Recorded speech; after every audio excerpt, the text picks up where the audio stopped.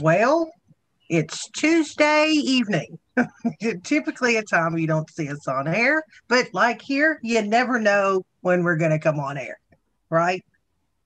Yeah, it just doesn't have the same ring as it's Wednesday. I know, right? Well, listen, when something happens in the news and then you don't see a whole lot of people covering it, and especially with the topic that we're going to cover tonight, is something I've been following for years.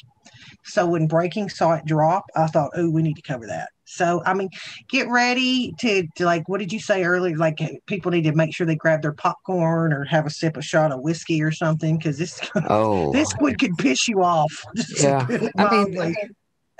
this is supposed to be a joyous time of year, right? Usually Christmas is, but obviously the left and their elitist, or should I say parasitic class minions, have tried their damnedest to make us as miserable as possible this year through their scam-demic. And unfortunately, it's having an effect on some folks. So if I were to measure the sentiment this Christmas time this year, especially in light of what we just saw drop here by way of the Porculus bill, all 5,593 pages of total bullshit just dropped on us. And oh, by the way, Americans, here's some measly scraps off the table in terms of, $600. That should be enough to appease the plebes out there. Well, be prepared to be a little bit more pissed off. And so, word of caution, if these sorts of things upset you, piss you off, otherwise make you angry, perhaps you might want to grab a Xanax or shot of whiskey or some other thing to temper your temperament, should I say. And I'm no doctor here, folks, so don't take it the wrong way, all this, that, or the other. I'm just forewarning you that this should piss people off at the end of the day and harden your resolve at the end of the day. Well, listen, what it'll do is like right now, it really is because of what the country's going through. The videos we're seeing coming out of the people that own restaurants that are being told they can't open up. And we've got that guy in California standing out front yelling at the health worker. They that saying, you're going to pay their bills. You got your paycheck on Friday, et cetera, et cetera, et cetera. So after this, Dizzy's out there. Thank you, Dizzy, for the super chat. As always, we appreciate the support. And I brought this up a couple weeks ago because ironically, Dizzy watched a channel that I watch. You might want to go watch the Raccoon Guy after this one because we're going to go over this a paper that dropped today. If you've ever heard of the Waste Book, it used to be called the Waste Book. I used to keep track of the Waste Book. Trying to find that sucker online now is a pain in the tuchus. Jeff Flake did one in 2017. The only place you can find it on Amazon or Barnes and Nobles. So Americans paid for it. They used American dollars that they wasted, and we are the ones that produced it. But as Americans, you got to go buy the damn thing. So yeah, that we'll start that off with the with the piss a rolling right there. So yeah, Yeah. this is gonna Polly be one of those Peanuts. nights. Polly Peanut says, "Guess I picked a bad week to stop sniffing glue." Well, perhaps, like I said, you might want to find something other than glue to sniff, perhaps, or Oh, whatever your thing of choice is, perhaps. But yeah, Sunday it was wash spray and nail guns. Today it's glue sniffing. I love y'all. We have the best freaking chat room. We yeah, gotta laugh. If you're not laughing, you're crying. So we'll get into it. Breaking. I'll let you kind of go over some of the things that you saw. I do have the one article from 2019 that I can, but you go ahead and yeah. get And, into it. and this goes way back. Like she said, she's followed this. I've followed this for a number of years. There's been a number of senators and that have put these reports out. I want to say that Senator Inhofe, I think out of Oklahoma, used to do it. Coburn used to do it for a while, and then I think, like you said, perhaps Flake did. I don't recall Flake doing it. Lankford, I think, was another one. And then here in the last several years, Rand Paul has kind of picked up the torch and run with it. And it's very fitting that he calls this the Festivus Report 2020 because it should piss you off. And for those that don't know what Festivus is, if you've ever watched Seinfeld from back in the day, you know that old Georgie boy never celebrated Christmas. His dad had the old silver pole that he constructed in the old living room and had the old feats of strength. And yeah, it was a real hoot back then. But first, I guess, just to kind of measure the sentiment, I saw this in an article in Zero Hedge today, and I thought this pretty well summed it up via tweet. Dowd Edwards says, I am watching Congress debate a $600 versus a $2,000 stimulus check, while the Treasury and Fed give billions, that's a B, billions away to special interests in foreign countries. This is just so FUBAR. Meanwhile, small businesses die on the vine. I am at the point of admitting the damage done is irreversible. And I think that pretty well sums it up, because many folks don't have hope at this point. They see the bullshit going on, the fraudulent efforts of these petty dictators, these tin pot tyrannists in the various states, whether it be the Newsoms, the Cuomos, or perhaps, if you like, the de Blasios in various cities, and that issuing their little edicts as if they have the power to decree, and then they send their minion troops out in terms of LEOs to enforce the bullshit tactics that they know have no weight in law. And of course, they do this all behind the blunt force of the police to carry out their edicts, right? And how many of you have seen the restaurants and that shut down, those that are going against the grain all across the country, sending in SWAT teams to shut down salons here in recent days? Yeah, welcome to America, folks. This is where we're at. So carrying that theme forward, the article that started it all off, Michael Snyder had this out of the Economic Collapse blog in the last couple days. $600 stimulus checks won't pull America out of this mess. Of course it won't. That's not the intent. The intent is to basically dehumanize you further and say, well, this is the best we can afford you.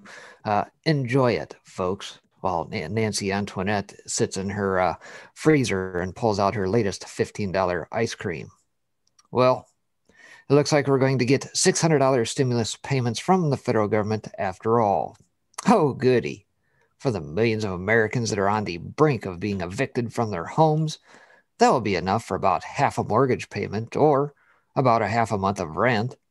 Many are referring to this as America's let them eat cake moment. And that probably is not too far off target, as our politicians spend hundreds of billions of dollars on their nonsense. We're supposed to be deeply grateful to them for tossing a few $100 our way. But the truth is that $600 does not go as far as it once did. 20 years ago, it would have bought more groceries than any of us could have possibly put into a single vehicle. But today, it will buy about 2 carts of food and maybe a tank of gas. Or, if you're Nancy Pelosi, a few pints of ice cream. So as if we were going to go full Weimar and destroy any hope of ever getting our national finances under control, we might as well make the checks big enough to smile about. But why you get a measly $600, the federal government is spending $6,900,000 on a smart toilet, which can actually recognize a user's anal print. In his latest report on federal government waste, a project he completes every year, Senator Rand Paul highlights $54.7 billion in government spending that he deems wasteful. Among the items noted this year is the creation of a $6.9 million smart toilet, which operates with 3 cameras, one of which can identify a user's anal print. As explained in the Festivus Report 2020, researchers at Stanford University used $6,973,057, there we go, and funds granted through the National Cancer Institute, which is part of the National Institutes of Health, to create a so-called smart toilet. And really quick, just to quiet Mama, she said a smart commode. Yes, you cannot make this shit up. And Dizzy, thank you again for the super chat, hon. Appreciate it. No pun intended. I'm telling you. Wait till we get into it. He's reading a little bit now, but we're going to go over the table of contents of the new one, and it gets worse. Really? Just when I think it can't possibly get any worse, the federal government comes up with even more bizarre ways to waste our tax dollars. At least, if we were only spending what we brought in, I could live with that. But instead, we've been stealing more than $100 million from future generations of Americans every single hour of every single day ever since 44 first entered the White House. Not just picking on the Democrats. At this point, most Republicans have abandoned any pretense of fiscal responsibility, and that fact makes me sick to my stomach. Today, we are $27.5 trillion, folks, trillion dollars in debt, and soon it will be $30 trillion. If we're going to liquidate the nation anyway, let's give people checks that are so large that they will be dancing in the streets. Because people giving $600 checks in this economic environment is essentially the equivalent of spitting into Niagara Falls. Let me try to illustrate what I'm talking about. Right now, there are 12 million U.S. renters that are more than $5,000 behind on the rent and utilities. The newest data from Moody's Analytics shows about 12 million renters are now at least $5,850 behind in rent and utilities payments, and eviction protections expire in weeks. Okay, so let's assume that all those people get $600 payments on a timely basis. In the end, on average, they'll still be about $5,000 behind on their payments, and the start of a new month is right around the corner. And there are millions of other Americans that are living so close to the edge financially that they have been putting their rent payments on a credit card. There's been as much as a 70% increase from last year in people paying rent on a credit card, according to an analysis by the Federal Reserve Bank of Philadelphia. If you're putting your rent payments onto a credit card, that shows you're really at risk of eviction, says Seamus Roller, executive director of the nonprofit National Housing Law Project. That means you've run out of savings. You've probably run out of calls to family members to get them to loan you money. Yes, $600 will help, but not much. For 32-year-old Jo Marie Hernandez, $600 might buy a little bit of time, but what she really needs is a new job. Jo Marie Hernandez doesn't know how she and her 4-year-old daughter will survive after her unemployment aid lapsed this weekend.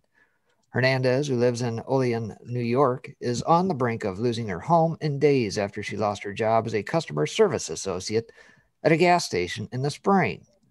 And during prolonged unemployment, she struggled to make ends meet and has nothing left in savings to keep her afloat. I can't even imagine the emotional pain that she must be going through right now.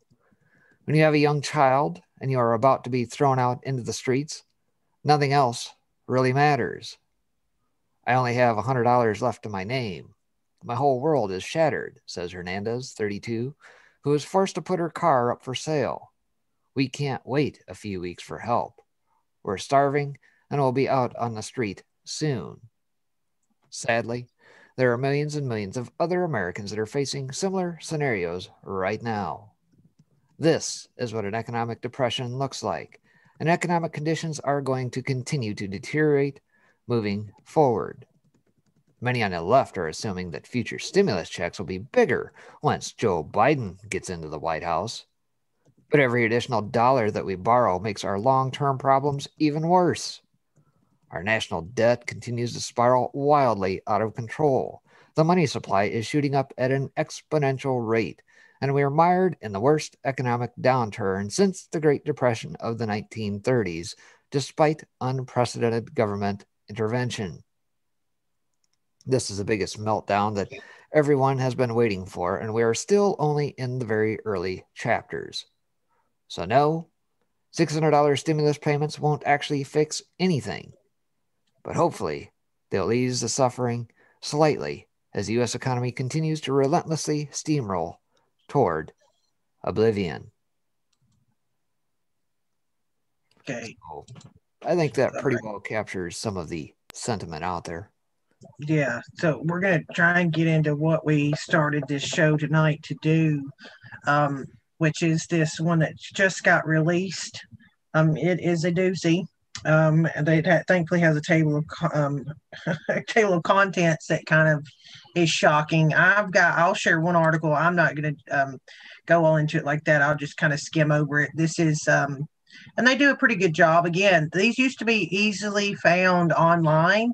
They're hard. I had to get this article um, from 2019, where it says the most wasteful government projects in 2019, and I'm going to do this quickly.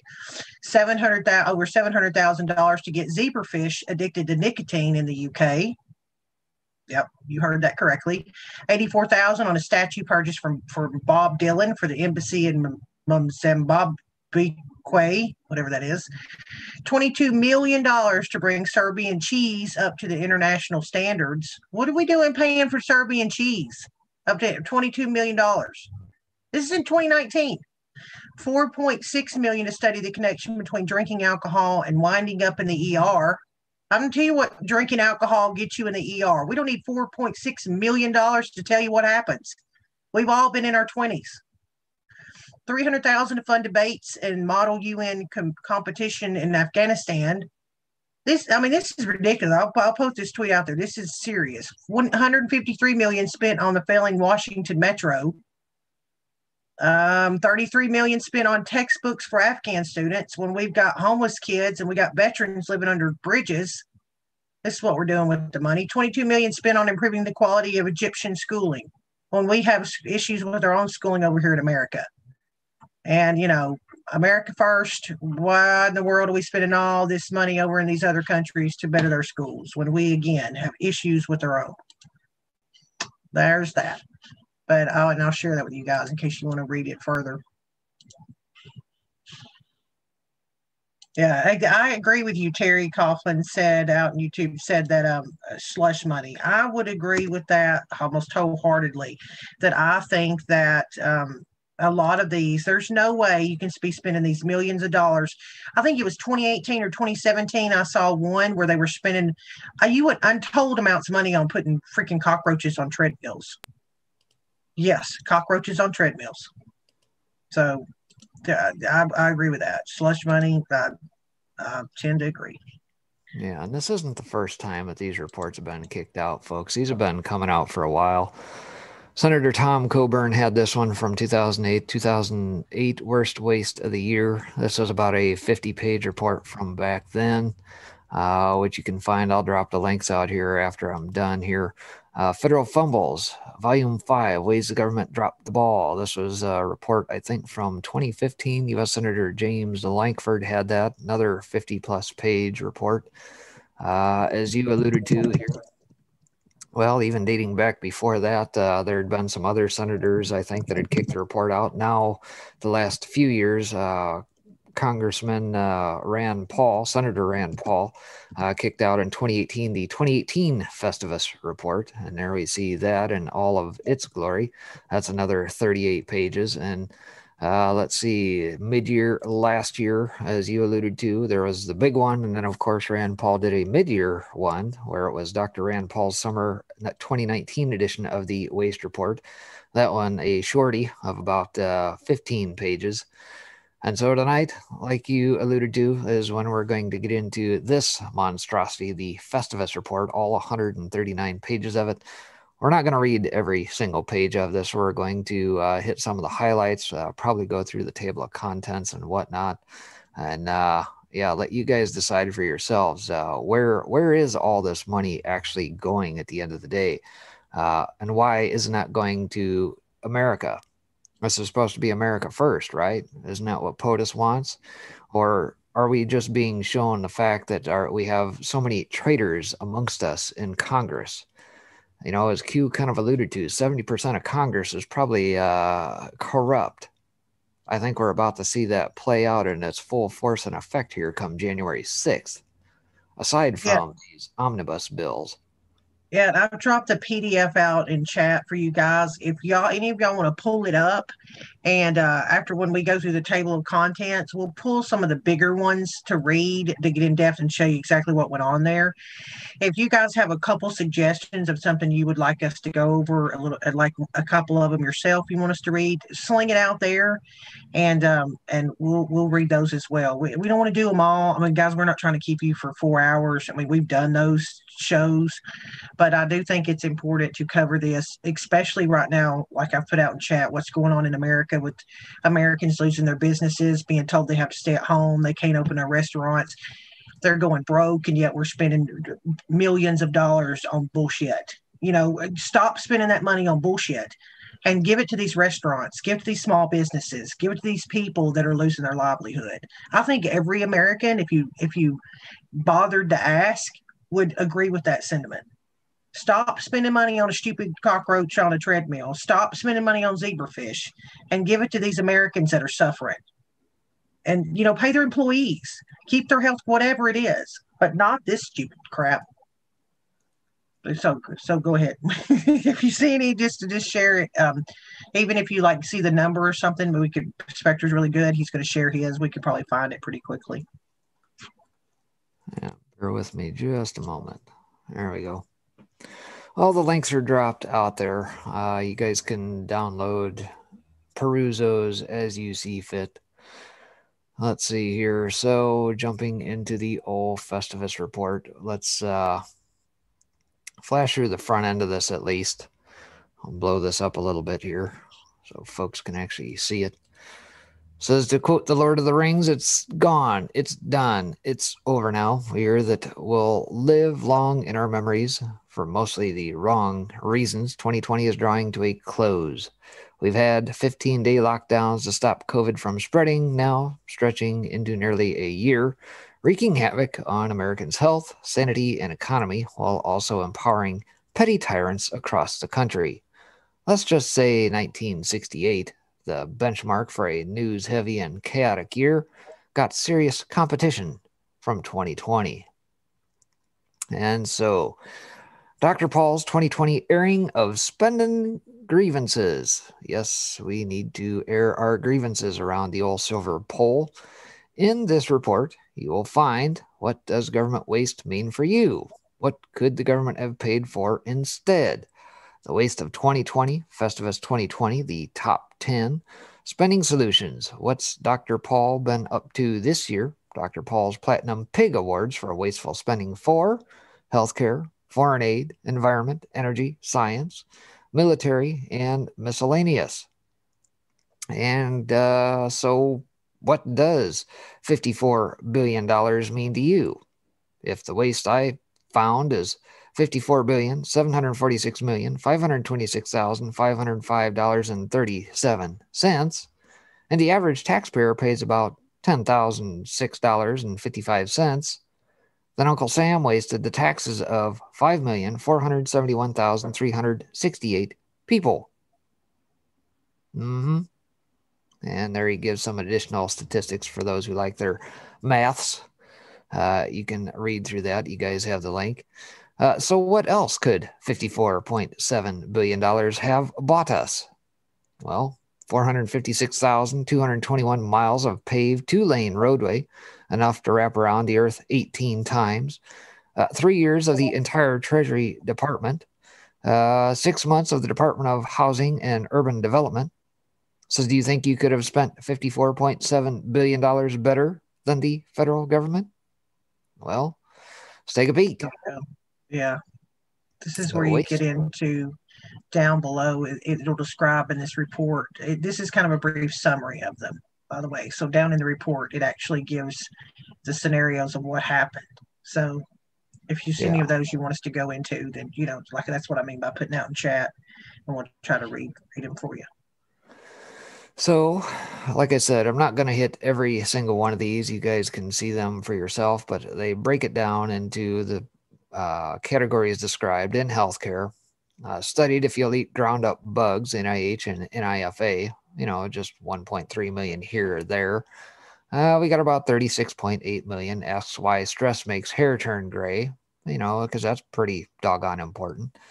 Another big one, 31.5 million spent on funding an allegedly faked study linking e-cigarettes to heart attacks, again out of the NIH. And who, by the way, else is from the NIH? Dr. Fauci, Fauxci. 217 million spent on giving federal employees duplicative Medicare customer service access, that are the RRB, whatever the hell that stands for, some other three-letter agency we don't know about. Another 57.6 million appropriated millions to the urban Indian health programs, all of Congress. Oh, and here's a good one. How about almost $3.5 billion waited for years on delinquent undelivered orders to the VA? How about foreign aid? Well, let's take a look at some big ones there. We got about 8.6 billion in Afghanistan on counter-narcotics efforts in Afghanistan, folks. Afghanistan. Which have never been successful. They've tried to do this multiple years.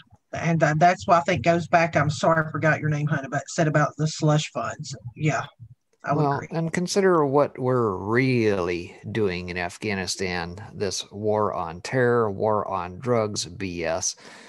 Who's really protecting the poppy fields that did not exist prior to our occupation over there, and what has transpired since? Have we not seen opioid use go way up? War on drugs much? Fail. 37.5 million spends millions to help deal with truant Filipino youth. USAID says we need to spend that much. No, just 48 million on help disconnect Tunisian youth not to feel like a problem, whatever the hell that means. Again, USAID. Let's see, out of environment, energy, and science, 1.5 million on walked lizards on a treadmill. Oh, yeah. This year it was lizards. Awesome. Yep. Lizards need their exercise too. But hey, I just saw the headline the other day that there was a warning out of NOAA, I think it was, because temperatures in Florida got so cold that we need to be aware of falling iguanas. But hey, put them on the treadmill. They'll be all right. Yeah, that happens every year in Florida. But when the weather gets cold, iguanas get cold and they freeze up. It's like it's not an anomaly. Everybody with a smartphone now thinks they found some, but that happens in Florida where the iguanas get cold and they kind of fall out of the trees. Yeah, 129.9 million bought public transit buses for localities for the FTA. Another 13.5 million funds the boating infrastructure grant program. A couple million here or there develops a wearable headset to track eating behavior. So not only do they want to know what goes in you, but what comes out of you at the same time. Oh, maybe that has something to do with that toilet. And of course, the military. 23.9 billion spent decades trying unsuccessfully to replace the Bradley out of the Department of Defense. Oh, we got an extra billion here, repurposed COVID response funds for unrelated acquisitions, whatever that means. Let's see, another 110 million bungled building a drone base in Niger, USA FRICOM, and U.S. Air Force. Oh, another 174 million here or there for lost drones over Afghanistan. And then we get to the miscellaneous category. Wait a minute. So I want to say this one. Look, 3.1 million for built a police complex lacking power that has never been used. It happens. It's just money. Chizzy said, another super chat, Chizzy said, me and my people need some of that stinking government cash. Agreed. 100%. Well, that's why we're doing this. It's like, this is ridiculous. And like I said, we get down to the miscellaneous category. We'll start with the big one down there. About 16.5 billion allowed states to take advantage of TANF rules. Congress appropriated that. Got another 182 million overspent on prefab housing and water pumps in Texas for FEMA. We got about another 53.9 million bought vehicles for state and local law enforcement agencies. Another almost 20 million rebuilt a taxiway for airplanes on Nantucket Island for the FAA. Another 10.5 million here or there bought COVID test tubes, but received unusable soda bottles. And I just want to point out one thing real quick. The bought vehicles for state and local law enforcement agencies, I'm sure some of that money was for the ones that were burnt down during the riots and the protests and all that, because the same people that were burning down cop cars, the idiots didn't realize that it was Americans, people like them, that were going to have to pay to fix them. Yeah, that's the whole circular flow of dollars, the corruption from local to state and back and forth. That's just the price of doing business, folks. That's all. So, Festivus 2020, the top 10. Despite spending 15 years and billions of dollars, American counter-narcotics efforts in Afghanistan are ineffective. Foreign aid. The Fish and Wildlife Service is subsidizing yachting.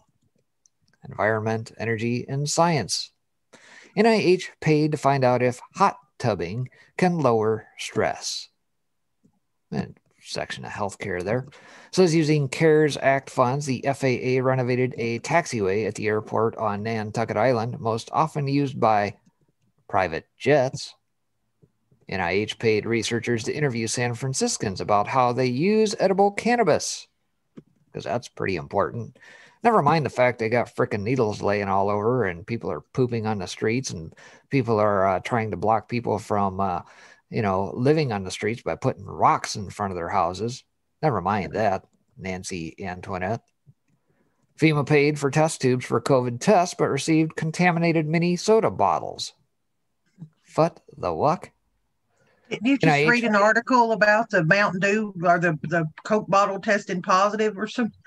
Oh, there's that out there. Yeah, it's totally different, but FEMA paid for test tubes. Yeah, we just got that one. NIH paid researchers to develop methods to stop grown adults from binge watching television. Oh, you'd think they would absolutely love that, right? More programming, right? DoD lost more than 100 drones over Afghanistan. USAID is open to creating a venture capital fund in Bosnia and Herzegovina for bad investments. And the NSF ran lizards on a treadmill, all with your tax dollars, folks.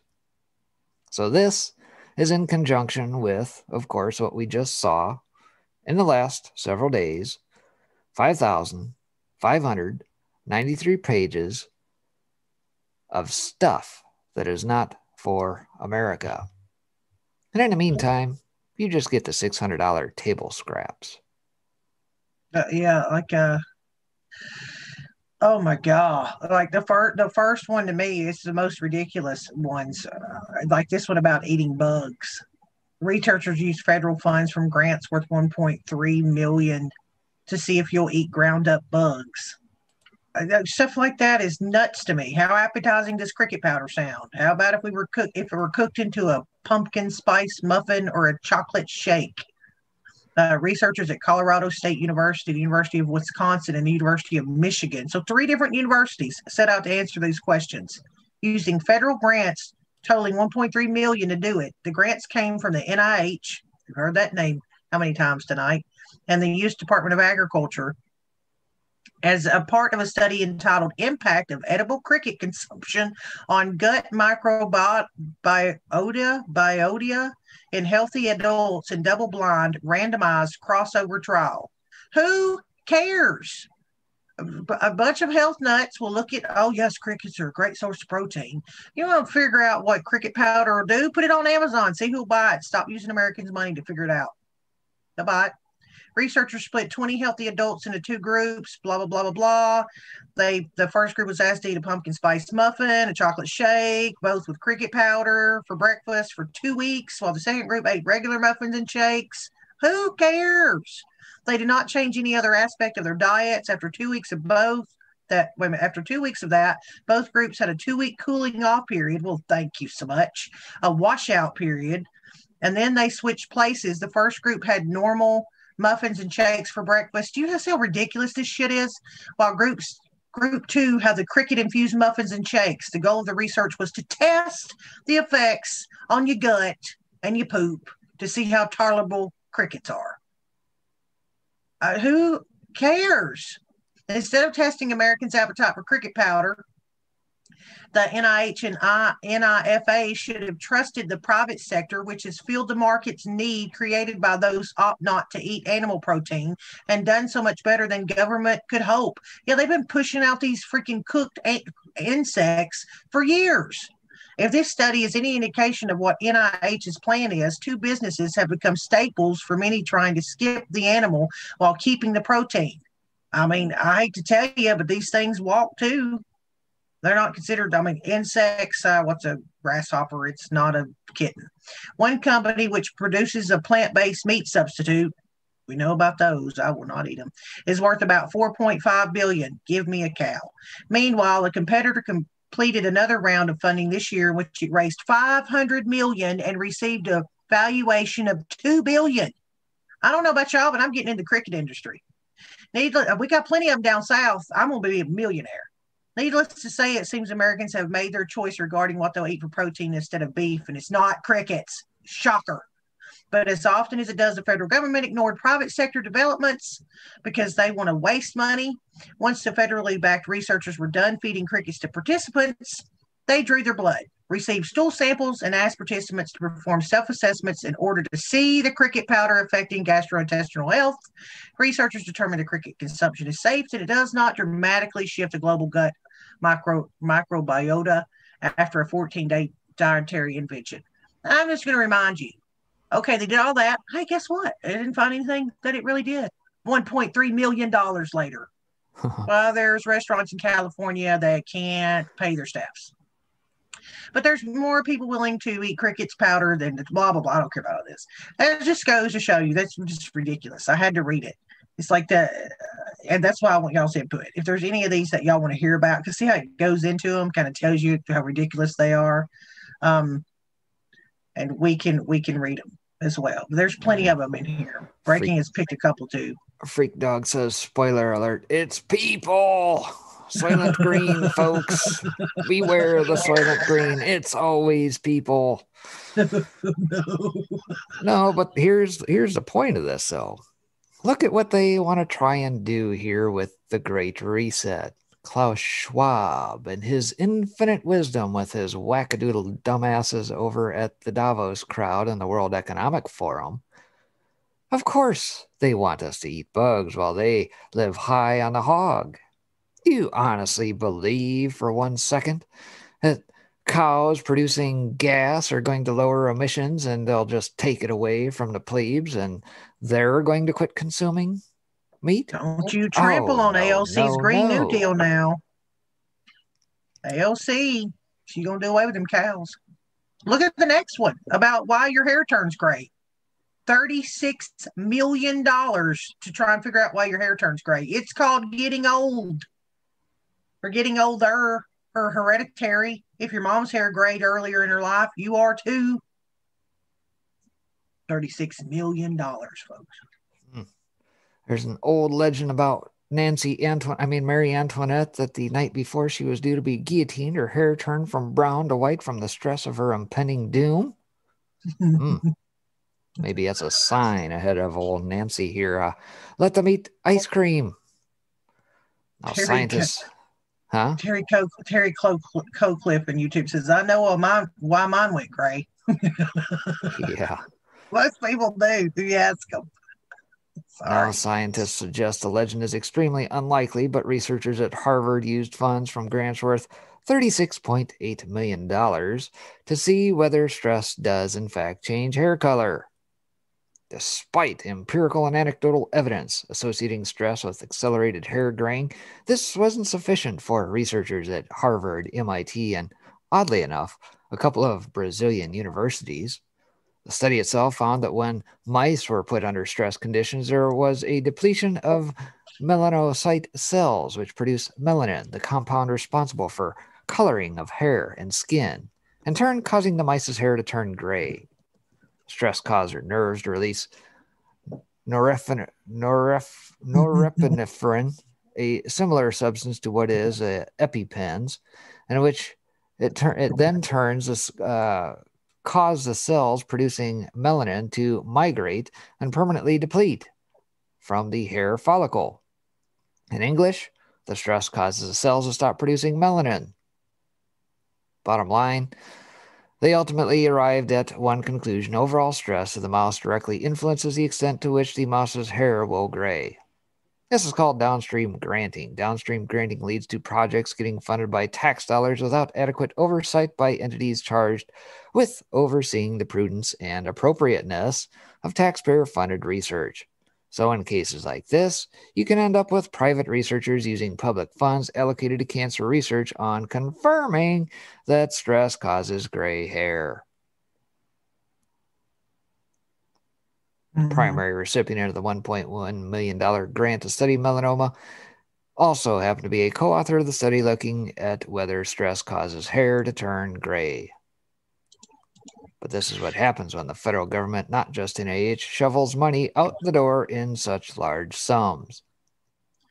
And of course, before we carry on, Lindsay G out and YouTube said, could you give a few shout outs to DD for his new channel because he cannot go live? Yeah, we had him on Sunday talk about it. I'll drop his link tree in YouTube right now. That's Steady Dragon's link tree. He's got everything on there, so you can open it up, guys, if you're looking for him. He's in jail for a couple weeks.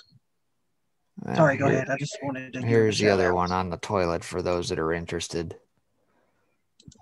The Fourth Amendment protects people against unreasonable searches and seizures. The framers of the Constitution knew that the American people value their privacy, a truism that may be even truer today than it was more than 200 years since the Constitution was crafted. If you're one such American and your privacy is important to you, wait until you get a whiff of this new idea out of Stanford University.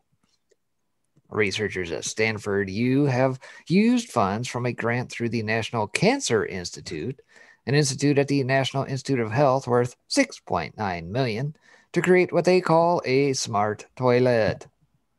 The purpose, as researchers put it, is to develop easily deployable hardware and software for the long-term analysis of a user's excreta through data collection and models of human health. What makes it smart? The toilet operates with artificial intelligence, including 3 cameras, including 1 video camera, and features a urinalysis strip.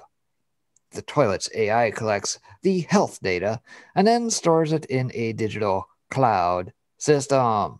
There's so many jokes right there. There's so many jokes. Apparently, we have learned absolutely nothing as part of this solar winds hack, have we not? Hello? It's a gas cloud. Yeah, gas cloud. So, how does it work?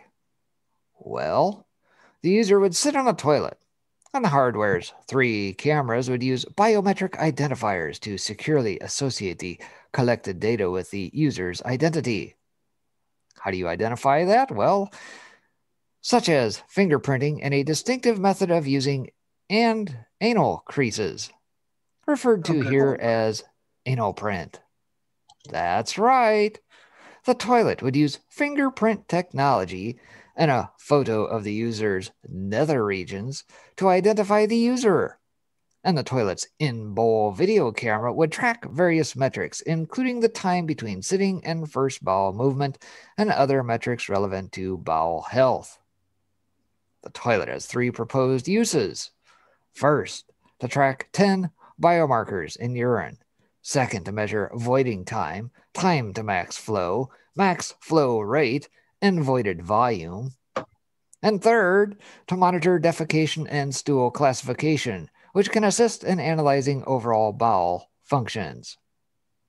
Ultimately, however, no matter how good the technology is at achieving its goal, nobody is going to use a toilet that has 3 cameras and takes a video of the user's anal print to identify the user.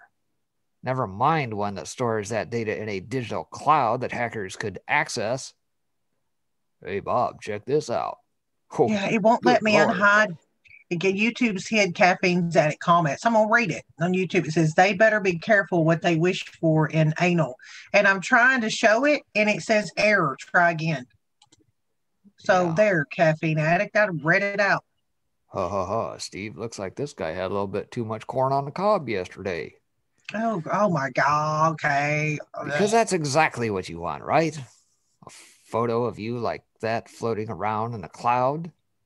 Researchers are planning to develop the necessary hardware and software to attach to the average everyday toilet, with an eye to facilitating in-home use. Hang on.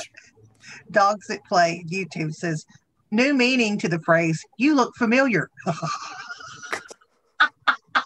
Okay, sorry, keep going. Stressed by the Yeah, I lack know, of Skeeter. It hit it. It wouldn't let me show it either. Okay, sorry, go ahead. distressed by the lack of interaction with healthcare professionals, they highlight that unfortunately, in contrast to the aircraft industry, the fact that a normal adult in the United States visits a healthcare provider fewer than 4 times per year implies that surveillance of the human body is limited.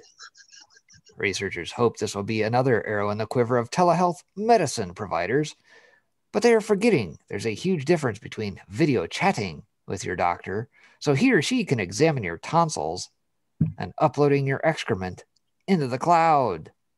And here we have this nice fancy diagram that the Stanford University folks have graciously put together for us. What would possess the NIH to issue a grant for a toilet that takes such videos, you ask? Well, the NIH issued the original grant under the premise that a non invasive monitoring procedure called molecular imaging could be applied to early detection and management of cancer. Leave it to the experts at Stanford to use cancer research money slated for developing non invasive early detection procedures to develop perhaps one of the most invasive technologies imaginable. The NCI estimates there will be nearly 150,000 new cases of colon and rectal cancer in 2020, along with 53,200 deaths. There will also be 191,930 new cases of prostate cancer this year. And I guess I might interject and say they are absolutely wrong. Why? Because COVID, my friends. Everything is COVID. Look at the death certificate. I'll leave it to the researchers to explain to those afflicted with these illnesses and their loved ones why they need NCI money intended to develop non-invasive early cancer screening processes to design a toilet that nobody will use anyway. Yeah, I don't know how many more of these we have to read to prove to people that they're wasting their money. I'm almost kind of watching it myself going, we get the picture. You know what I mean? Like the next That's one just the is first about, three. We're only I on know, I page know, 18 of I know, 139, folks. well, yeah, but we kind of hit the highlights in the table of content. It's like people need to I mean, it basically says it. Like the next one I'm looking at is about the 3.4 million spent to test if social media messages will get What moms to stop their adolescent daughters from what using page indoor you on? tanning salons. I'll jump to No, it. well, yeah, but I mean, I'm like, how many more of these want to read? We could probably go through freaking Twitter and find some stuff that people might be like, oh, that's interesting. This is kind of getting like, grainy. It's 10. I'm on page 10. You're back on But you know page what I mean? 10. Yeah, about the Oh, tanning all right. salons. But like that's what I mean by like I could while you're if you read another one, I could literally probably go on Twitter and or people post out in chat too a couple of things you want us to go over. I'm all about doing that as well. If you're in D Live, you don't need a wrench, and if you're in YouTube, Skeeter's over there. You can kind of tell him, and or if I see it, I'll try to pull it up. Because this will just get to me. I don't know if you feel the same way, Breaking, but it's almost like we're just going to read how they're wasting our money when we've kind of hit the highlights. Oh, we The know National damn Institute. well. It's just the fact that the justification behind it, I think, is what is captivating me. The fact that on the one hand, they appropriate all these funds to these, and then whether it be a university, whether it be some think tank or whatever it is, they do so many incredible things with so little oversight. Okay, Thomas Roberts said go over the Pakistan sex exchange stuff. So I don't know. See if I can unhide. Oh, let me unhide yours. Caffeine addict, you are on the poop list of YouTube with stuff. Um, all right. Skeeter said he's got the call to head to the ranch. You don't go out there shooting your wild hogs. I don't know. Do you know where that one is about the Pakistan one? I know we Yeah, read the highlight of it. Well, what you page are skimmed you through it. on? Hey, it just was put out in chat about the Pakistan woman was sending the Yeah, money let's about. And while he's skimming through it, I want to read a little bit of this. You don't have to. Y'all guys don't have to see it while he's scanning. It says we spent 3.4 million to test social media messages. We'll get moms to stop their adolescent daughters from using indoor tanning salons. So anybody out there that tries to tell you they're not trying to, they don't know that a social media can manipulate people. Right here, it's in this book. If a mom of a teenage daughter sees an ad on Facebook, Pinterest, Instagram, Twitter, and YouTube saying, don't let your daughter indoor tan, will it convince the mom to not let her daughter patronize indoor tanning salons? That's the question researchers tried to answer with the help of $3.4 million from the American taxpayer. The research team had two specific aims. The first goal was to develop and implement a social media campaign for mothers on health and wellness of adolescent daughters that includes a theory-based messaging advocating adolescent girls avoid IT, indoor tanning, not that IT, with the second goal to evaluate the effectiveness of the IT messages. Yep, that IT. At a decreased messages at a decreasing mother's permissiveness for daughters to indoor tan and daughters' perception of their permissiveness. B, reducing the prevalence of IT by mothers and daughters. And C, increasing the number of mothers to support strengthening bans on indoor tanning by minors. Researchers spent September of 2016 through October of 2018 recruiting subjects and anticipating completing and publishing their studies by October of 2019. Ultimately, researchers published two articles.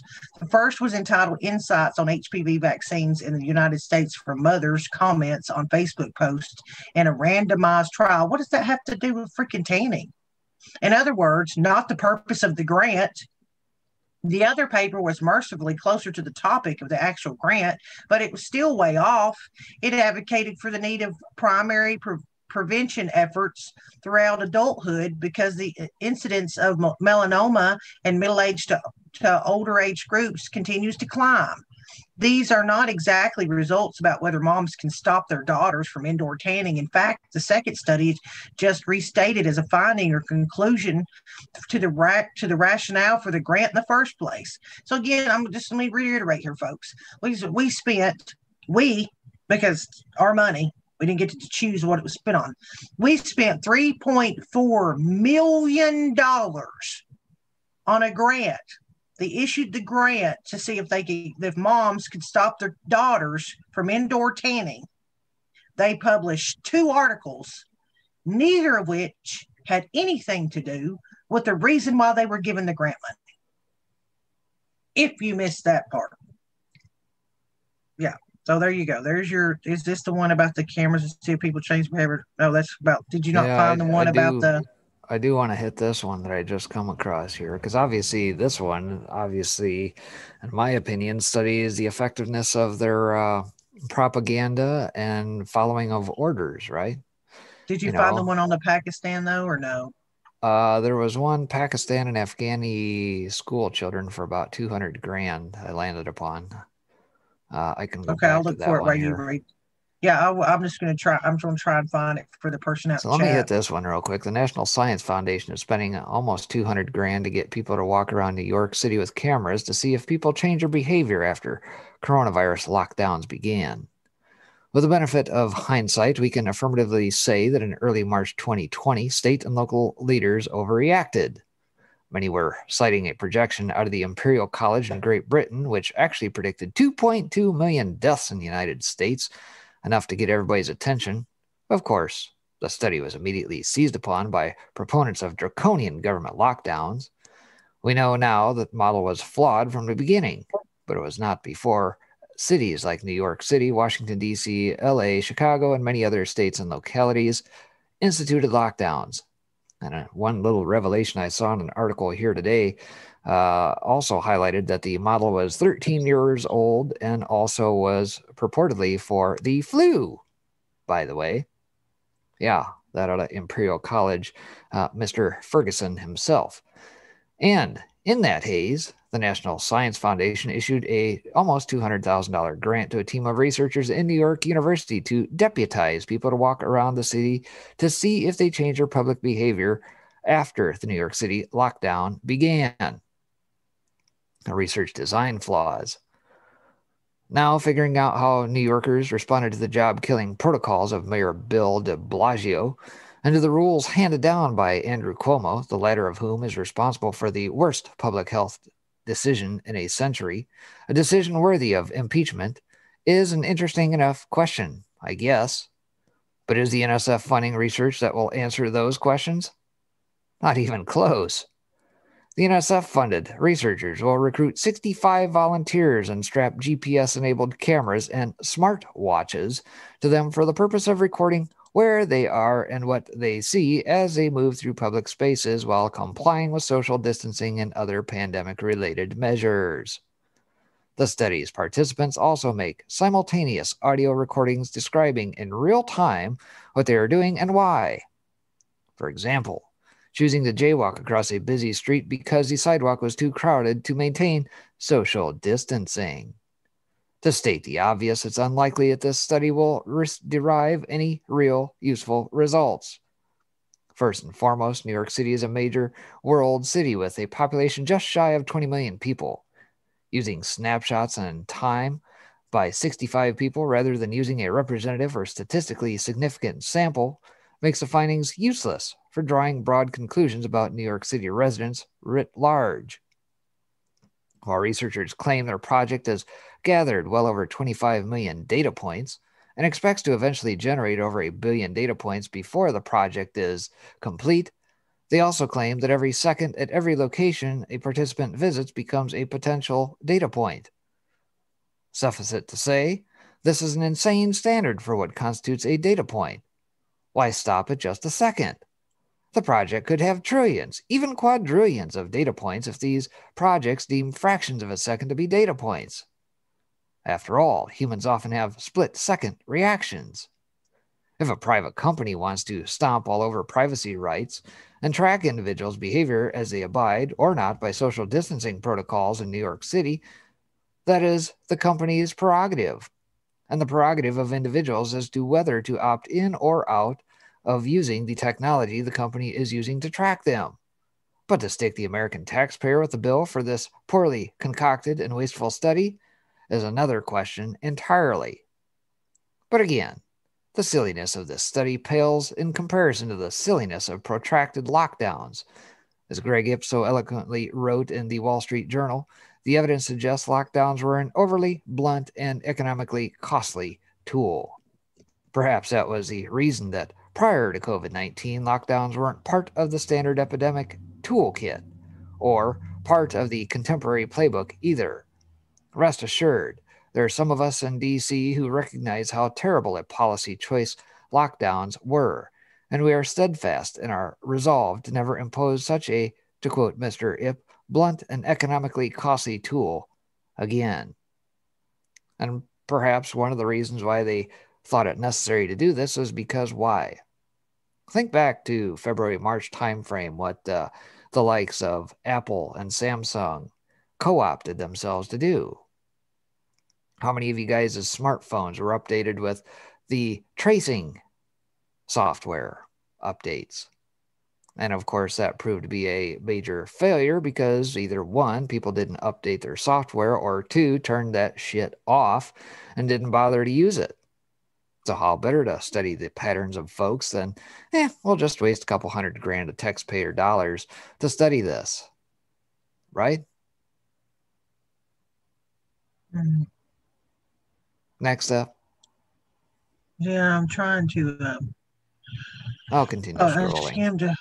Yeah, well, I know I skimmed forward, and then I went to looked at a couple of articles that I thought we could maybe cover too after in a minute. Because I mean, again, we can read a couple more of these, but it's got to the point of where it's like, yep, waste our money, and then we've sent them the link. So, you know, like how much can you read? How much the other than the title of? I mean, it kind of says it all. Where they blew all the money. There's so much stuff going on. But yeah, there's a lot of There's a lot of freaking waste. They don't care. But again, I'm going to agree with the. I'm going to agree with the person that put out there that some of that might have to do with slush money. Let's I go can't. find that police base. See what that one's about.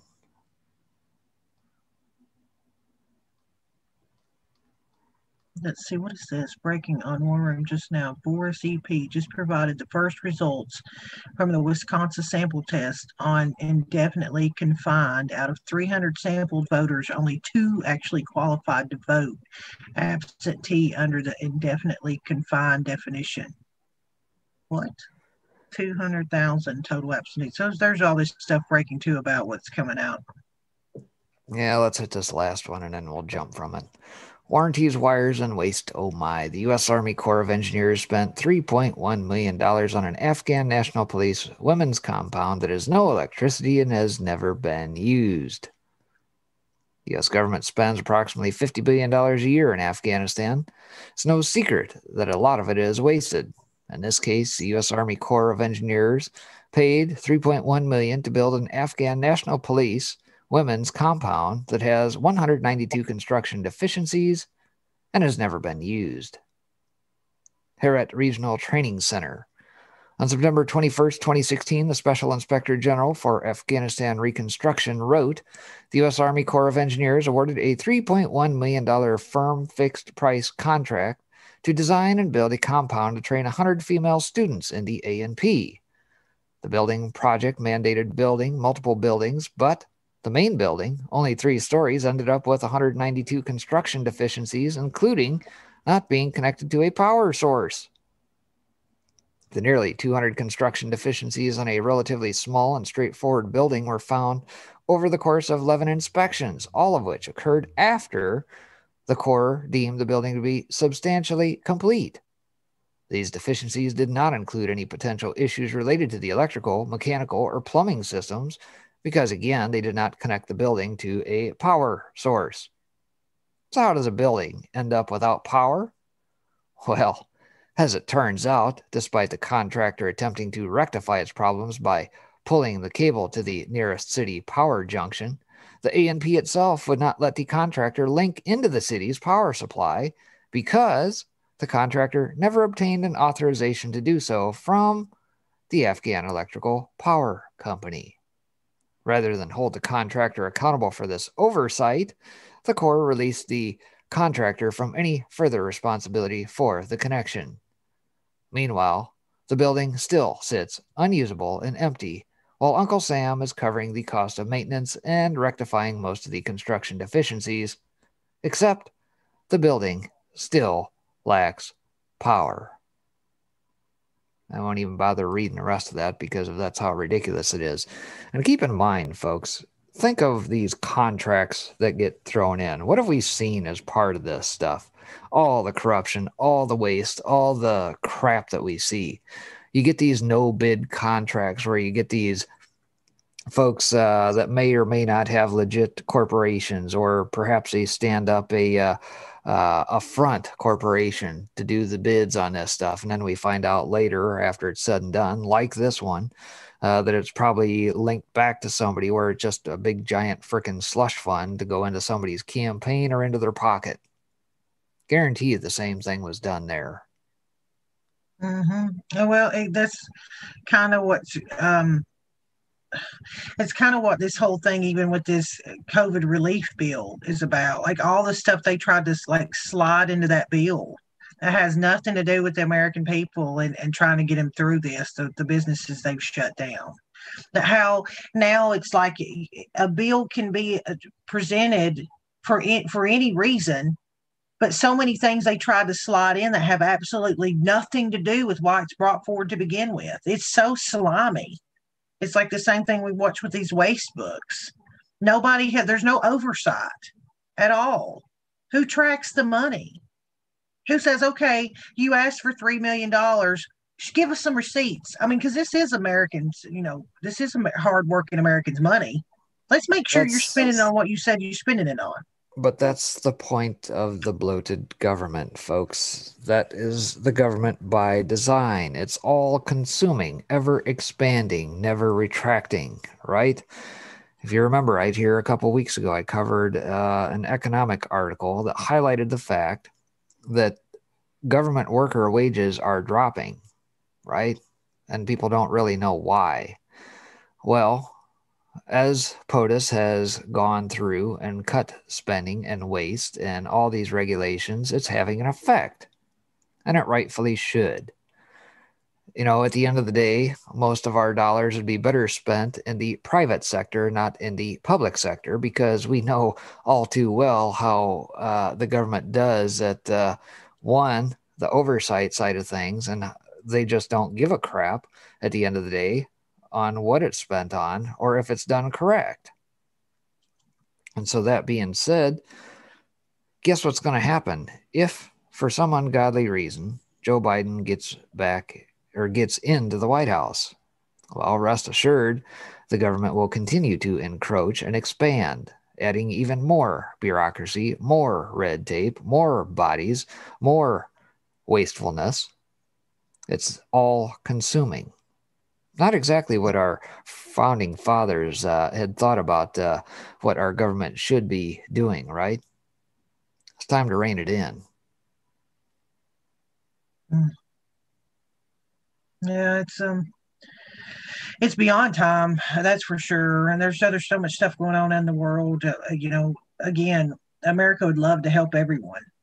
I'm sure everybody out there has a heart that's compassionate, but when you see your fellow citizen out there suffering, putting videos out on TikTok or Twitter or Facebook or wherever, pleading for help, it's kind of a kick in the gut when you send millions of dollars over to another country to buy them books or whatever.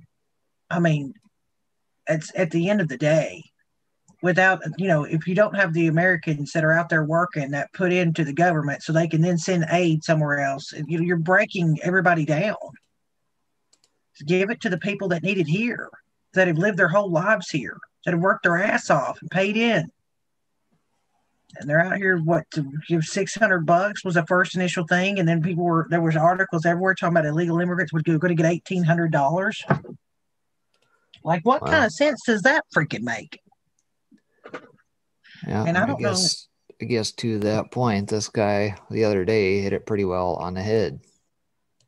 Question for all the patriots out there, and all the freedom fighters, the digital warriors, the 3%ers. What if they did steal the election and there's nothing that the current administration can do about it? What if they did just destroy a ton of evidence in Nashville and in Rochester?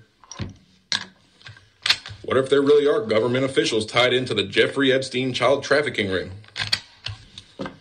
What if there really is a global elitist plan to overthrow the United States so that they can make it part of this one world communist government?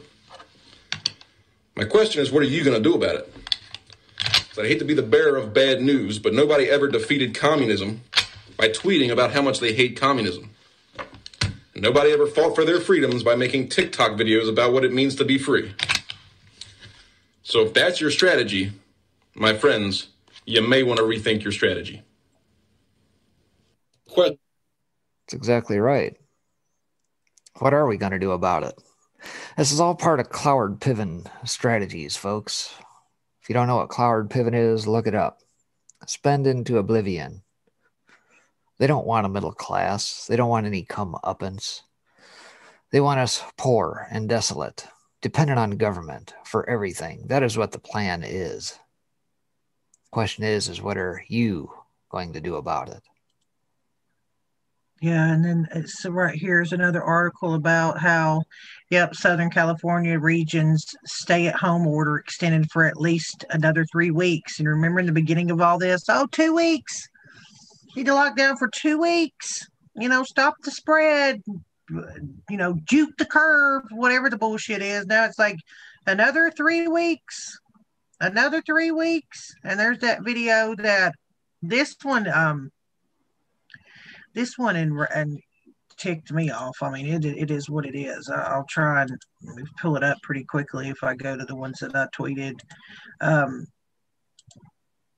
where's it at? I'll try. Oh, well, I'm sure everybody saw the one about the California guy, the block where he blocks the health inspector, and the one that Breaking just shared. But there was another one that I had. Oh, I showed him today about. I don't know if you guys have seen the one where they basically took a disabled vet to the ground for not having on a face mask, which is alarming to say the least. Yep, here it is. I will play some of it. This is the kind of stuff that I can only handle so much of because it pisses me off so bad. I can't stand it. When we watched people run out here and these protests burn shit down, all that kind of crap, and it was all protests are fine, and then this veterans in a freaking looks like he's in a mall, and I tried to do a little research. It says it's in San Antonio, but yeah, this will make you mad.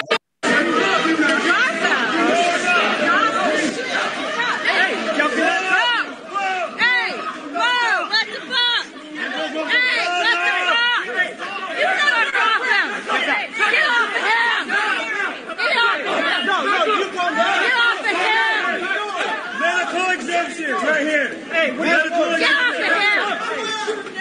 Get off of him! Watch this maneuver. What the fuck are you doing? Hey, you're choking him! Get the fuck off of him, motherfucker! Move out the way. Get out the way. Don't tell me to fuck move! I'm a disabled veteran. Fast forward. Johnson, did you tell me we were going to arrest you? I'm a disabled veteran! I'm a disabled veteran of the United States Army! In the background. You're fucking hurting us! Why would you fucking move that hard? You're fucking hurting us, bitches! He was the one that sustained the violence. That man right there.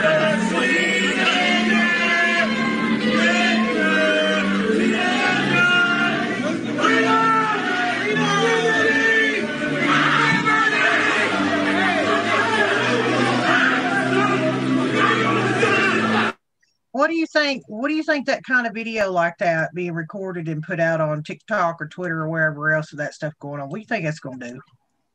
You think that's going to encourage people or make people happy? No, sir. Let me tell you something here real quick. If you're an LEO, anybody who works for a PD, you might want to rethink your life choices because you've been put in a very precarious spot. And let me just say this. Nuremberg will not smile favorably upon you. I'll just leave it at that. Yeah, and there's one thing I'll let you, because you're good about going over that you do it on a regular basis, the chant stuff. I just pulled this up. You might not be able to see it breaking. I'll try to blow it up for you. But this I just found in my Twitter thread as well of something that was posted. Can you see that breaking? Pretty tiny. Well, if I blow it up too much, you won't give me the slide bar. So, okay, I'll just read it quickly then. All right, this is again on my Twitter feed. I just found it while we were going through a couple things. So I'll read it to you. Get us out of the way. It says, at the moment, POTUS is sitting on a stack of Trump cards. Again, this is from the chant. So, guys, I'm not making any claims. This is off the cuff. This is just something that they put out. I found on my Twitter feed. It came from there. Okay, so I'm going to make that clear. At the moment, POTUS is sitting back on a stack of Trump cards that he's just waiting to unleash, a royal flush. He has court cases that will go to the Supreme Court, and thanks to the Texas case, he is now aware how to file them properly under Article 3, not 2. So the SCOTUS will be forced to listen. He now has the DNI report. Barr stepped down and now can be a witness. He did his job. Durham is special counsel and can prosecute in any state. He's letting civil, criminal, and federal courts fail to handle the situation properly so he can use military tribunals. He has all the data from the NSA, the Kraken supercomputer, the Alice supercomputer, and likely many more computers unknown to us. He has the dueling electors from 7 state legislators. He has VP Pence as the final arbiter of which ballot of which ballots to accept. He has Insurgent Act, the NDAA, the National Emergency, the 14th Amendment, and the 2018 Executive Order, the 2017 First EO, the Patriot Act, the FISA warrants, the declassification of everything, people swearing affidavits by the thousands. He has all the statistical data being analyzed, along with the videos, emails, phone calls, and bank transfer statements showing the coordination of the coup d'etat. He has RICO. He has the Crimes Against Humanity videos. WikiLeaks just dropped extensive information, and Assange will be pardoned. Assange can then openly discuss the what happened to Seth Rich. Sorry, we got YouTube going. Now that the governors and Secretary of State certified and Biden accepted, they each committed and knowingly agreed to acts of treason. SolarWinds was literally just raided, and Dominion is closing down as well. He has the CIA servers used to change Dominion machines' votes from Trump to Biden, and he will soon have access to the actual machines themselves. He baited the deep state into staying in D.C. so they can be arrested. Biden hasn't accepted any transition money, and Harris has still not given up her seat on the Senate. The military has infiltrated Antifa and Black Lives Matter. He has all their financial records. He knows which politicians took Chinese and Soros' money, both Republican and Democrat. He's positions Christopher Miller as Secretary of Defense and Ezra Cohen Watnick as Assistant Secretary of Defense. He literally just wrote an executive order regarding the military line of succession. Many suspect Watnick to be the number 17 anon.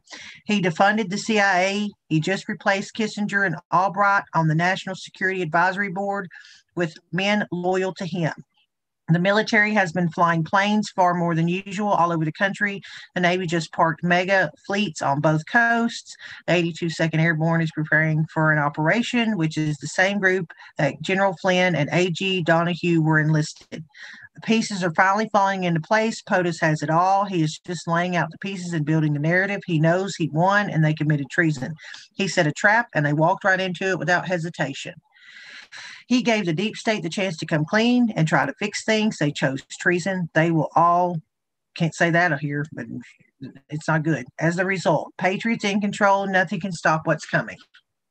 So I wanted to share that because that was on my Twitter feed, and it maybe give some people some encouragement. I know, listen, I'm with a lot of people out there. I've heard back from a lot of people that, they're concerned. We don't have much time until this inauguration, and, people are trying to stay faithful, and a lot of people tell you to, hold the line and don't give up. It's not giving up hope to rationally think that, something needs to happen. That's not you being concerned. Word, concern is the chance would call you. A letter starts with an F. That's just being rational. There's nothing wrong with saying, all right, get a little nervous here. Somebody better shit or get off the pot. We spent $3 million on a commode. You know what I mean? Yeah, I guess to that end, there's only two dates in that I have in mind at the moment, January 6th and January 20th. And yes, it looks pretty dire right now. Yes, we're seeing this manifest all throughout the country with all this ridiculousness that we just showed here. We can no longer trust most of the people we thought we could trust in the past. We were told this 3+ years ago, recall. We can't trust the court system to do what is right. That is abundantly clear from the suits now filed with ample evidence that they will not touch. And that's exactly why Q told us in the very beginning it'll come down to the military. And we're just exhausting all the cards until the absolute time that must be exercised. Right? Mm-hmm. And so what does that do for you and I? If we know these things, those who are in the know, how do we handle situations like the guy getting wrestled to the ground?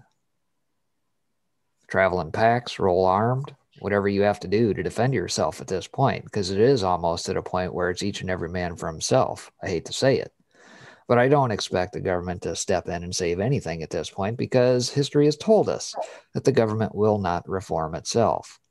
It's up to the people. The people have the right to alter or abolish the government. Okay, I'm going to read a couple comments. And YouTube, Ope Talin, I hope I said that right. Opa Talin, we we very see more than usual military choppers flying around Phoenix. And then Polly Peanut says, London, there's been a load of fake protester arrests to put you off, to scare you into staying at home. Lots of police placed agitators. We have more power than they want us to know. True that. True that. And then Caffeine Addict said, think the end game, we take action, don't rely or believe the government.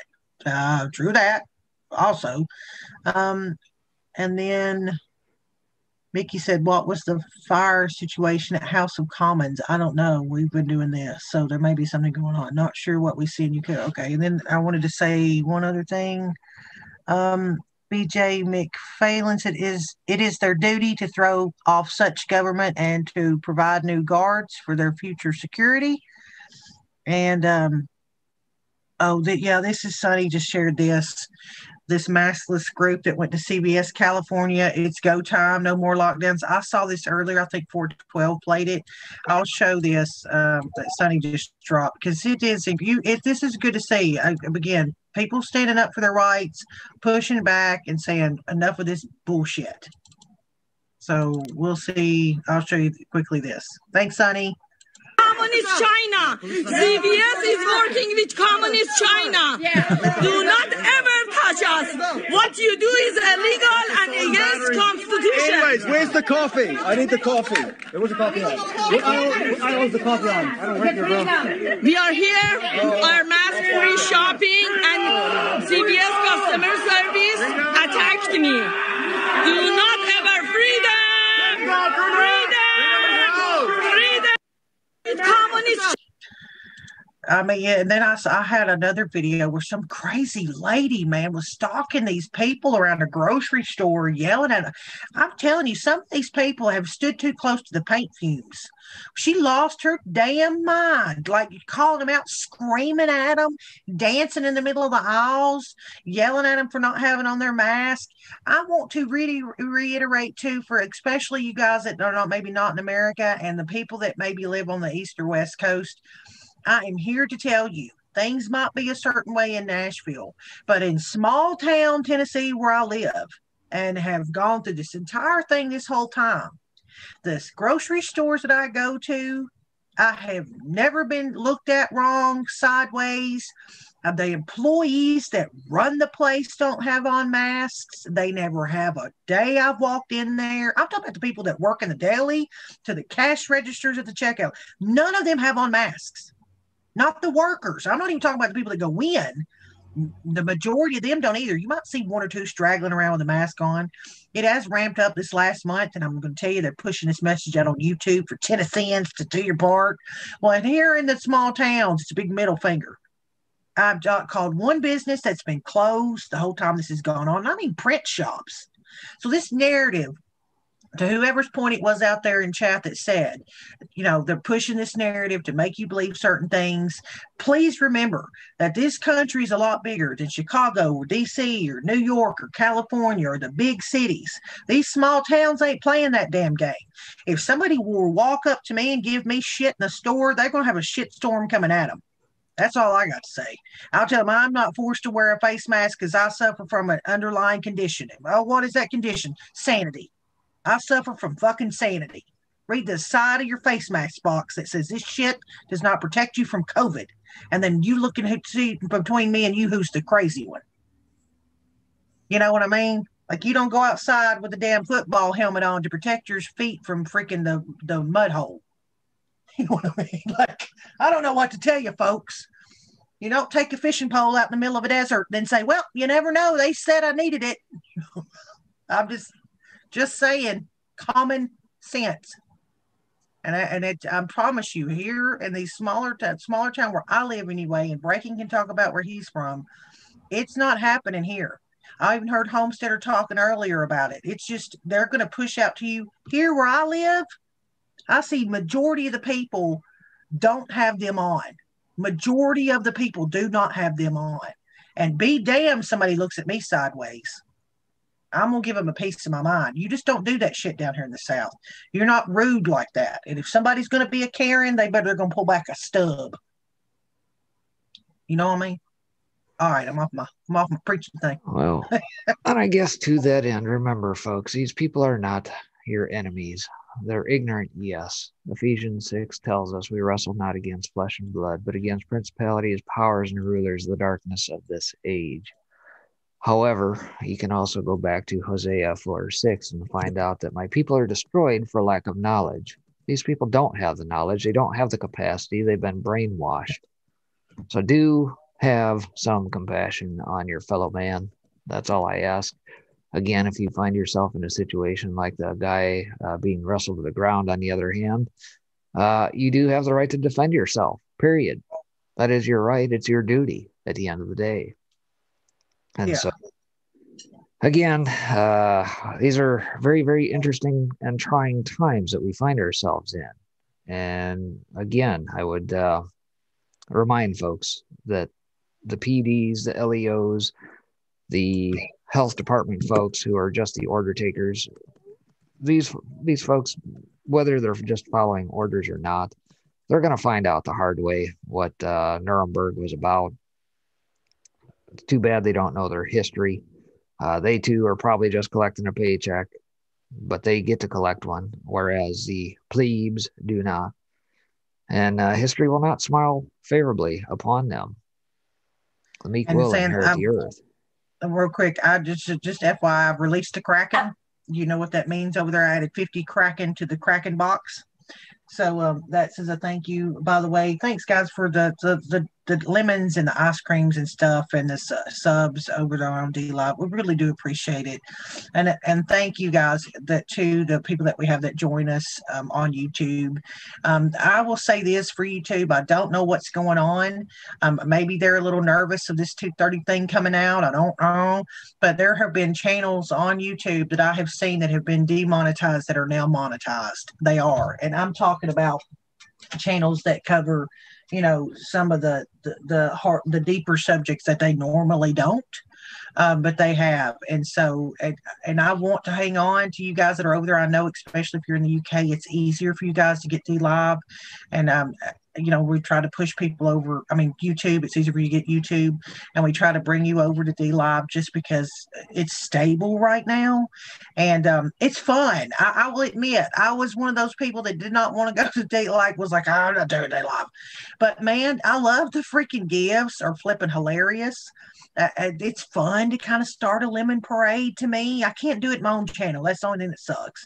I can't. But I love going to other places and doing it. It's fun. It's like me and Puppy Cat, like when Suji's around or Trump Be Cool and, going to another one and they're around. It's just fun. And Captain Kirk, thank you too. And then, and Sonny's always over there dropping them. So, and anybody that does, I hate starting the name thing. There's King of Kings over there. God love him. Diamond for diamond people. Ain't he sweet? But yeah, D-Live can be fun with the gifts. I'm not gonna lie. But and I don't want to get off too far off the subject, but I do want to show our appreciation. We are a smaller channel. I'm going to tell you guys that are over there in D-Live right now, we do not release the Kraken every time because if there's not enough in there to do it, you know what I mean? I'm not trying to release the Kraken and do it. I'm just not. But I just want to make sure that there's enough in there to, people at least get a few of them. I'm not going to open a Kraken with 20 baby Krakens inside. Just kind of, oh, look, you got 2. So that's why we don't. But I added a 50 to it, and hopefully you'll feel a little love from that because we do appreciate you. And you never know when we're going to go live, guys. Do not forget to sub. Y'all spreading the message for us is the best way to get us out. Breaking will tell you. I mean, we did a oh, look, let me say it real quick. It'll disappear. Puppy Cat, Terry, G62, Freedom Enforcer. Oh, that's cute. And BJ McPhail. I know you, but I don't know how to say your name. But you're everywhere. You're always been in here. Congratulations to you, top 5 guys that got them. But Breaking will tell you, we did a show our Sunday round table, and he laughed at me some message, and he's like, I just got our notification, and what was it, Tuesday? He got our Sunday notification on Tuesday. So yeah. You're what helps us.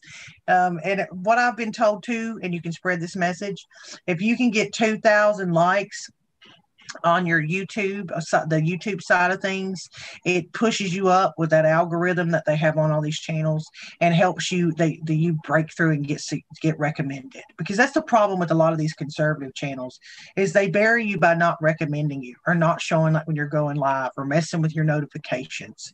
It just is how it is. I mean, and it sucks. It's not fair. It's a crappy thing to do to people. But I found that out on another channel the other night. If you can bust through 2,000, it helps a lot. So if you're out there and watch us later on that side of things, don't forget to hit the thumbs up because it does help us. And if you consider going to D Live, because it can be a blast. There's a great group of people over there. It is funny. Okay, YouTube, you're lovely. I love you guys. You're hilarious. But I can imagine you guys over here. I'll drop the link there too. Being over in D Live, and then the Twitch folks, if there's anybody there. Oh, yep, Jazz Bar. Yeah. He said, this is a little late, but this is hilarious. I don't want some machine taking pictures of me going to the restroom. Invasion of privacy. I would not be purchasing this digital toilet. That's hilarious. But yeah, so it is fun. I don't know. I know some channels too are turning off the gifts because people like, they spam, they'll roll through and it can become annoying or whatever. I think they're fun. You can slow down chat. We ever get that busy. I think the gifts are hilarious, man. So I don't know if I'll ever be able to be capable of turning those off. I mean, they're like floating memes. That's what this whole movement's been about. Me more. Why would you turn off your meme? I don't know. But it's up to every individual channel. I think they're funny. Like right now with the rooster. I watch Supernatural. I want to call you BJ, but I feel that's so wrong. When he does the Supernatural one, it's freaking hilarious. But yeah, and then Puppy Cat, by the way, she'll always come in skydiving cat. I mean, that's just what Puppy Cat does. So God love her. But yeah, that's all my shout outs to giving people the love. I know Stewart, you're over in the UK, and I think that D-Live is difficult from what I understand for you guys, the streaming wise. But I think Breaking said it helps if you guys like actually get the app, then you don't have as many hangups on it. I believe that helps. But and I hate to say this, it's unless things are flipped around, it's just maybe smart to, even if you can, just go over there and sub to us anyway, if you can. Even if it's a pain in your neck, because I don't want to lose you guys, and you never know. You're just like walking on eggshells over here. That's why I share so many videos when we're streaming YouTube that shows stuff that they've monetized and let through to kind of stick it in their face. Like, I know what you're doing. I know exactly what you're doing. So yeah, that's it. Oh, look, Suji. Yay, Suji's up in there with her diamond. I miss you, Suji. I know you've probably been busy. It's been the holidays, but I do look for you, because I will again. Trump Be Cool and Suji and Puppy Cat have been over there with this in D Live before anybody was in D Live. They have been OG D Livers from 5x5. Don't think I don't remember when there was 3 people in freaking and Biker Granny was another one. I don't know where she is, but they were always in D Live. So, I remember. Yeah, I've been around a long time. Anyway, all right. You want to have anything else you want to add after I got done with my my big spiel there? No, I think we're pretty well wrapped up until tomorrow. We'll be back here at 3 Central for our regular Wednesday lineup, so be sure to tune back into us then. Otherwise, let me drop my link out there and chat again. I may fire up a stream over on Tiger Network later tonight to discuss some other things. So if you're not over there, you can follow some of my work over on Torah3.com. Mm-hmm. Yep. Well, I just want you all again to, if y'all don't care, if you see us, just spread the word. I wish I could join you guys out there when y'all do this. Thank you, Set Expatriate, for another diamond. Said Texas loves y'all. Thank you very, very much. I'm going to give a shout out to the top guys in D Live, Sunny Days, Puppy Cat, Captain Kirk, Set Expatriate, Suji, Frankie, Freedom, King O Kings. He's another UK one. Been with us forever. Freedom Enforcer, BJ's another one, been here forever, and Calvin 111. So thank you guys tonight. I know this is an impromptu show here at 5x5. You never know when we're going to do it. So y'all out there still showing us love and D-Live. You are the sweetest people. Never know when we're going to do a show because I don't certainly have certain set schedules. It's about when the news breaks. It's about when Pixels actually has a day off from work sometimes and can cover stuff. Sunny drops stuff on the channel too, by the way. You should go check out, especially on the YouTube side. Trying to get her to do the restream thing so it goes out everywhere. She does some really good videos that aren't necessarily focused on politics. And again, I'll say this, I've said it a dozen times. Sometimes it's nice to watch something to give your mind a break from all the crap you see coming out that just infuriates you. You know, sometimes give your mind a break, you know, just give your mind a break. So and BJMC Fail says, Fireside Chat, I just did one last night, so if you missed it, you can go back on the channel, listen to what I discussed last night. I've kind of been mixing it up a little bit back and forth between the channels that I've been putting material out on, so I'll hit the serious stuff on Tiger Network, and I'll kind of cozy it up a little bit here for these cold winter nights as the snow is falling here where I'm at here this evening. I'll probably kind of keep doing those every other couple, 2-3 nights or so on the various channels. So stay tuned, more to come. Yeah, it's Mississippi Hippie. I dropped the link out there, the D-Live. It's the same thing, 5x5. I'll drop it again in YouTube. That's where we are on D-Live. Yeah, there you go. And so thanks again, Dizzy, out there too, for the super chats. And I wish I could go back and see them. The only thing bad about YouTube is you can't go back and look at your super chats once they've disappeared. But thank you for the love I know Dizzy did. And everybody out in D-Live for the support. Again, I know we're a little bit of a smaller channel for some of you guys. We are growing. I'm proud of our growth. We have a great audience. And my main concern has always been you guys being able to deal with hearing different opinions and a chat room that doesn't jump on someone because you don't agree with their opinion. You know, you can put out there that you disagree respectfully, but I don't like the bubbles that are created where if somebody comes on and says something that even you don't agree with, all of a sudden they're a traitor or whatever it is. I mean, we've worked really hard here and you guys are awesome at being able to deal with it. Being able to say, all right, I might not agree, you know, but hey, they're entitled to their opinion. So you know, we've done a good thing here. We've got a smaller crowd, but we've got a great one. And I really, really mean that. Thanks again, BJ. I'm going to call you BJ, and that sounds so bad in a way, but like I said, love you guys with another diamond. Thank you, thank you, thank you. And, you know, we just appreciate all the lemons and stuff. And I'm horrible at saying these names. Sakalat with the lemons. Am I saying that wrong? I'm horrible. So we're going to get out of here. We're going to get out of your hair. And just again, thanks guys. And you never know, we'll be on tomorrow. Don't forget it's our full day tomorrow. We'll cover some interesting things tomorrow as well. And again, just like and subscribe and do all that stuff because you never know where we're going to do shows like this. Thanks a lot, guys. Say bye, Breaking. Bye-bye.